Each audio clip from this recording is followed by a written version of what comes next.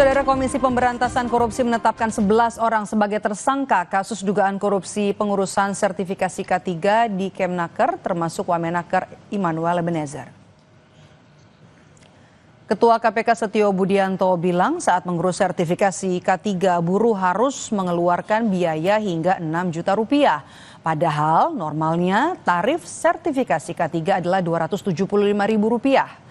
Pelaku melakukan pemerasan dengan modus memperlambat, mempersulit, dan tidak memproses sertifikasi. Dari tarif sertifikasi K3 yang sebesar Rp275.000, tapi fakta di lapangan menunjukkan bahwa para pekerja atau buruh harus mengeluarkan biaya hingga 6 juta rupiah karena adanya tindak pemerasan dengan modus memperlambat, mempersulit, atau bahkan tidak memproses permohonan pembuatan sertifikasi K3 yang tidak membayar lebih tersebut. Biaya sebesar 6 juta ini 2 kali lipat dari rata-rata pendapatan atau upah atau UMR yang diterima para pekerja dan para buruh tersebut. Tersangka kasus pemerasan sertifikasi K3 di Kemnaker Immanuel Ebenezer membantah kasus yang menjeratnya bukanlah kasus pemerasan. Noel juga membantah terjaring dalam OTT KPK. Terhadap rakyat Indonesia dan kasih bahwa saya tidak di OTT. Pertama itu, kedua, kasus saya bukan kasus pemerasan, agar narasi di luar tidak menjadi narasi yang kotor yang memberatkan saya. Dan kawan-kawan yang bersama saya tidak ada sedikitpun kasus pemerasan. Dan apa yang kami lakukan sangat Setelah OTT KPK yang menjaring Wamenaker Immanuel Ebenezer, KPK juga menggeledah sejumlah ruangan di kantor Kementerian Ketenagakerjaan, termasuk ruang kerja Direktur Jenderal Pembinaan Pengawasan Ketenagakerjaan, Keselamatan dan Kesehatan Kerja. KPK juga menyegel ruangan K3 Kementerian Ketenagakerjaan.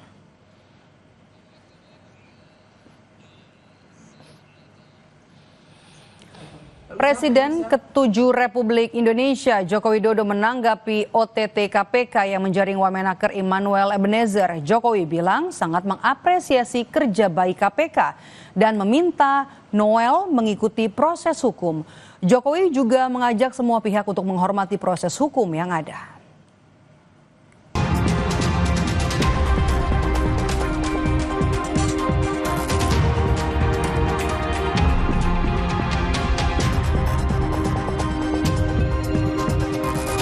Terima kasih Anda telah menyaksikan Kompas Petang, didukung oleh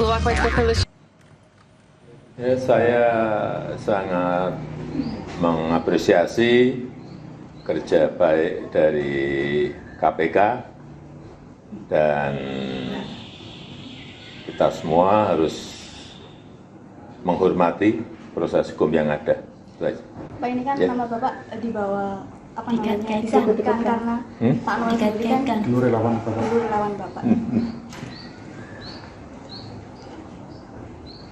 Benar. Terus gimana Pak? Tanggapannya Pak? Ya, ikuti proses hukum yang ada. Ya. Kami akan kembali dengan informasi setelah lebih dari 1 kali 24 jam, Wamenaker Noel yang terjaring KPK ditetapkan sebagai tersangka. Setelah ini, siapa kira-kira sosok yang berpotensi menggantikan Noel? Informasinya sesaat lagi.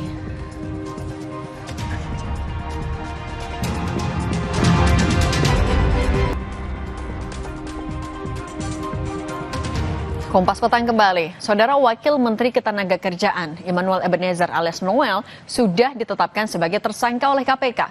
Sementara Istana belum memutuskan pengganti Ketua Relawan Jokowi Mania itu.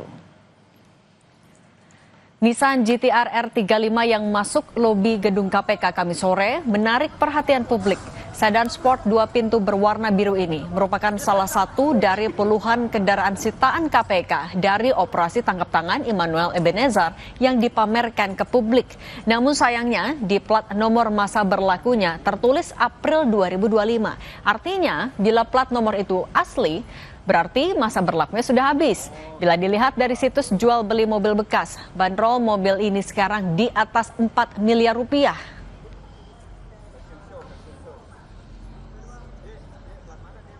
Wamenakar Immanuel Ebenezer sudah ditetapkan sebagai tersangka oleh KPK. Namun, Istana maupun mantan Presiden Joko Widodo menegaskan menghormati proses hukum di KPK. Lalu siapa kira-kira sosok yang berpotensi menggantikan Noel? Kita bahas bersama Sekjen DPP Barajp Relly Regan, lalu ada politisi PDIP Ferdinand Hutahean, dan analis politik dari Parameter Politik Indonesia Adi Prayitno. Selamat petang semuanya. Selamat petang, Mbak. Selamat petang. Oke, saya mau ke Bung Relly dulu ya. Bung Relly, kita mau mengingat dulu background dari seorang Noel. Mulai dari Ketua Umum Jokowi Mania, kemudian mengalihkan dukungannya kepada Prabowo pada saat itu. Tapi sekarang, baik Istana maupun dari keluarga Solo semuanya mendukung proses KPK, menghormati, seakan tidak mau ikut campur. Anda melihat seperti ditinggalkankah rekan Anda?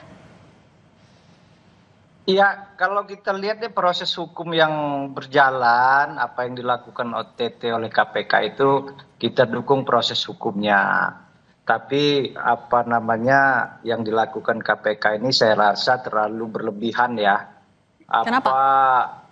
Oh iya berlebihan dong. Apa mobil motor yang dipajangkan itu kan itu bukan menunjukkan ekspektasi dari barang bukti yang bersangkutan.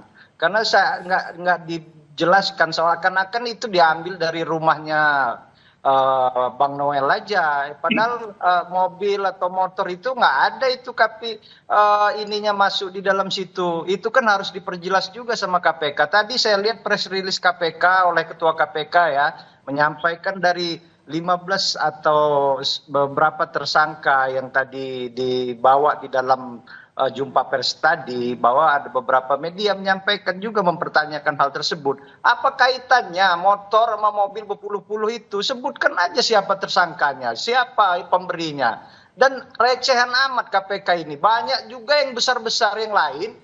Itu Kejaksaan Agung itu ratusan triliunan yang diiniin. Ini sistem ya, sistem. Bang Noel itu sudah turun, saudara Noel itu sebagai wamen turun mendobrak penahanan ijazah. Tapi sistem jaminan kesehatan ketenaga kerjaan itu di dalam itu yang memungkinkan itu kan pegawai ada aturan sistem yang sudah dilayangkan kepada seluruh perusahaan itu untuk melakukan pencegahan supaya proses pemberian sertifikat itu tidak ini. Jadi saya rasa ini ya kita hargai lah proses hukum yang berlaku, tapi memang saya rasa tidak pantas ya sebenarnya lebih banyak yang lebih big kalau gitu, kasus lebih besar daripada. Nah kalau gitu, tapi Bung Relly kita kembali lagi ke kasusnya ini kan sudah ditetapkan sebagai tersangka tapi dari pernyataan semua lingkaran istana, semua keluarga Solo, mereka seakan-akan ya menghormati saja. Anda tapi merasa rekan Anda ditinggalkan tidak oleh baik itu istana maupun juga keluarga Jokowi? Enggak ya, kita juga hargai proses hukum, apa yang dilakukan oleh KPK, kawan-kawan di KPK. Tapi yang maksud kita, saudara Noel tidak layak juga diperlakukan seperti itu. Bahwa seakan-akan hasil gravitasi itu mobil puluhan sampai disebutkan 20 motor.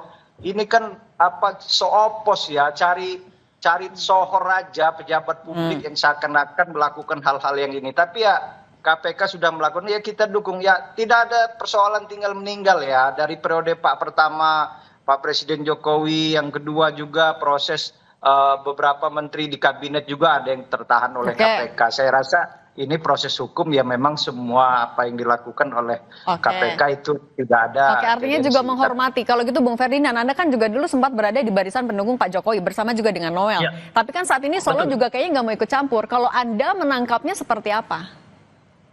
Ya, saya pertama prihatin sekali dengan apa yang terjadi dan yang saya dengar ya. Kemarin juga kami di DPP sempat membahas ini, tetapi saya secara pribadi sangat prihatin. Saya kaget sekali ketika saya melihat deretan barang bukti yang ditunjukkan oleh KPK atas OTT yang dilakukan terhadap saudara Noel dan beberapa orang lainnya, saya dengar ada 11 orang yang ditetapkan tersangka, saya itu cukup kaget. Saya tidak menyangka kalau Noel itu sudah sekaya itu sekarang. Maka ketika barang bukti itu dibeberkan oleh KPK, saya merasa wah ini sudah keterlaluan. Karena saya mengenal saudara Noel ini bukan baru, sudah lama. Jadi saya sangat kaget ketika melihat deretan kemewahan itu dipertontonkan oleh KPK sebagai barang sitaan. Saya terus terang orang yang sangat mengecam apa yang dilakukan oleh saudara Noel, dan kemarin kami juga membahas ini sebentar di DPP, di PPD Perjuangan, menyampaikan bahwa PPD Perjuangan akan mengawal kasus ini karena korupsilah biang kerok persoalan di bangsa ini. Ini yang harus kita selesaikan. Jadi lebih mendorong ya. Tapi kan juga kalau melihat peningkatan kekayaan ya Noel sudah jadi wamen, apa yang paling membuat Anda kaget? Saya kaget melihat deretan mobil dan motor-motor yang menurut saya harganya sangat mewah. Karena 2016-2017 saya melihat Noel ini belum menjadi seseorang seperti itu. Artinya tidak masuk akal kalau seorang wakil menteri bisa dapat harta kekayaan seperti itu?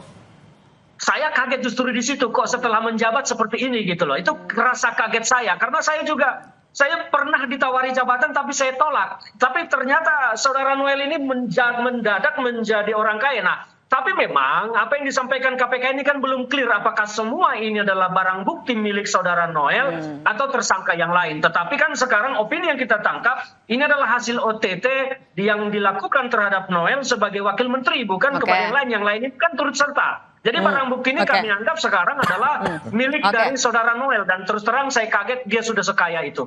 Oke, nah kalau Mas Adi melihatnya ya tadi balik lagi ya, pernyataan dari keluarga Solo baik itu Pak Jokowi, Gibran maupun Kaisang juga seolah-olah ya melepas tangan saja, mereka nggak ikut campur. Anda melihatnya apa sih yang ada di balik itu? Ya bagi saya secara prinsip siapapun yang tersandung dalam persoalan korupsi dan hukum tidak boleh diintervensi. Jadi biarkanlah hukum ini yang bicara, tidak boleh ada yang membackingi, biarkanlah ini hukum mencari keadilannya. Nanti kita tunggu bagaimana kawan-kawan KPK itu menggelar perkara soal hal ihwal yang terkait dengan operasi tangkap tangan ini. Karena bagi saya ini menjadi sesuatu yang ironis. Satu sisi kita tahu bahwa pemerintah hari ini berkomitmen bahwa persoalan korupsi itu adalah persoalan yang sangat prioritas. Dan Pak Prabowo mengatakan bahwa akan mengejar para koruptor itu kan hingga ke Antartika. Dan itu ditunjukkan selama 10 bulan menjadi Presiden di Republik Indonesia. Sudah banyak persoalan-persoalan korupsi yang saya kira sudah diungkap oleh Kejaksaan Agung, oleh KPK dan seterusnya. Banyak yang mengapresiasi. Publik berharap di tengah bagaimana komitmen pemerintah memberantas korupsi, kemudian KPK dan Kejaksaan juga menunjukkan taringnya begitu agresif mengungkap persoalan korupsi. Itu persoalan korupsi di lingkaran kekuasaan nggak ada. Tapi nyatanya kemudian ada OTT. Ini yang kemudian mengejutkan. Sangat ironis. Satu sisi pemerintah tidak akan memberikan ampun kepada siapapun yang jelas-jelas melakukan tindakan korupsi. Tapi masih aja ada yang muncul yang kayak gini. Nah itu artinya apakah Pak Presiden sedang menunjukkan kalau memang nggak akan pandang bulu atau ada makna lain yang bisa dilihat? Tapi jangan jawab dulu Mas Adi. Kita akan kembali sesaat lagi. Tetap bersama kami di Kompas Petang.